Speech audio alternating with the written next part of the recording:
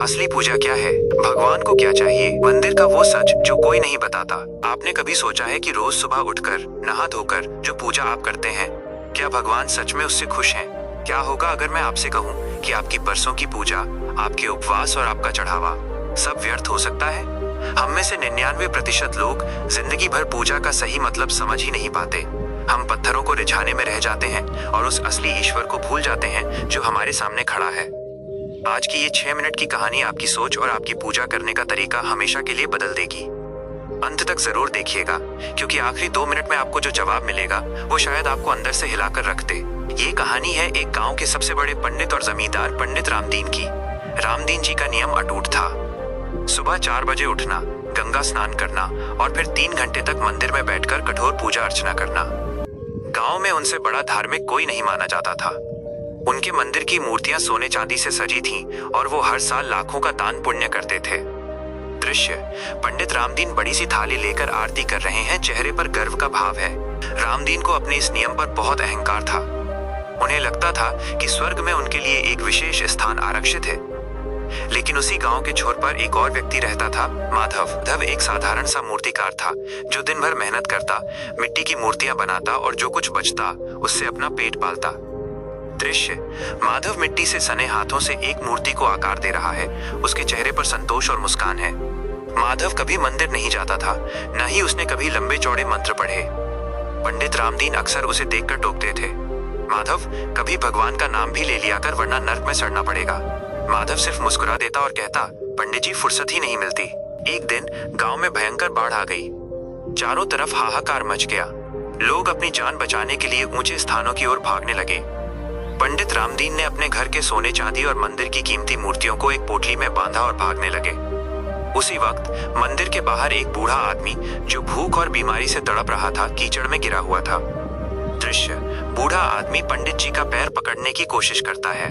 रामदीन अपना पैर पीछे खींच लेते हैं। रामदीन गुस्से में, अरे हट, मुझे छूकर अपवित्र मत कर। मुझे भगवान की मूर्तियों को सुरक्षित स्थान पर पहुंचाना है। मेरी पूजा का समय हो रहा है। नैरेटर: रामदीन मूर्तियों को बचाने के लिए आगे बढ़ गए। तभी वहां से माधव भी अपनी कुछ मिट्टी की मूर्तियों को लेकर गुजर रहा था, जिन्हें बेचकर उसे घर का राशन लाना था। जब माधव ने उस बूढ़े आदमी को देखा तो वो एक पल के लिए रुका। दृश्य: माधव अपनी मिट्टी की मूर्तियों को वहीं जमीन पर छोड़ देता है जो पानी में घुलकर बहने लगती हैं। वह बूढ़े आदमी को अपने कंधे पर उठाता है।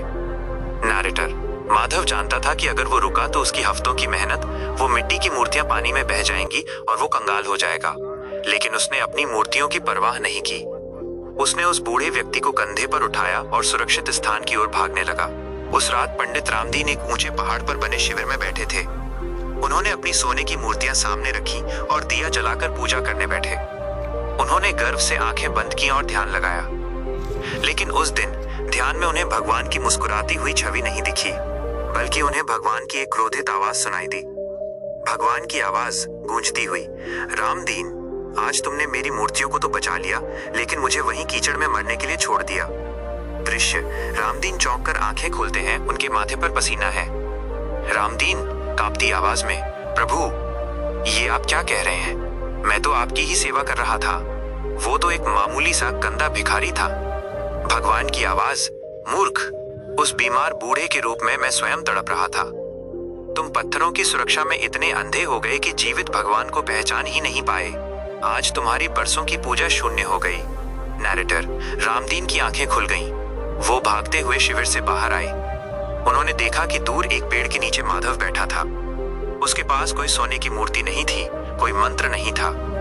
वो बस उस बूढ़े आदमी के घावों पर पट्टी बांध रहा था और उसे अपने हिस्से की रोटी खिला रहा था। उस वक्त माधव के चेहरे पर जो शांति थी, वो किसी दिव्य प्रकाश से कम नहीं थी। दोस्तों, इस कहानी से हमें क्या सीख मिलती है?